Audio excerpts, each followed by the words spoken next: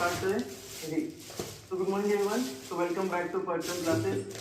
तो चलिए बच्चे स्टार्ट करते हैं आज का हमारा डेली सीए का सेशन, जिसके अंदर हम 8th और 9th तक के जो हमारे करंट अफेयर्स है उन्हें डिस्कस करेंगे। तो कल हमारी क्लास में बच्चे फॉर वीकली करंट अफेयर्स, तो अगर आपने वीकली करंट अफेयर्स की क्लास अपनी कंप्लीट नहीं की तो वो कंप्लीट कीजिए। पूरे लास्ट वीक के इंपॉर्टेंट करंट अफेयर्स वहाँ पर डिस्कस किए गए थे। और चलिए स्टार्ट करते हैं। सो देखते हैं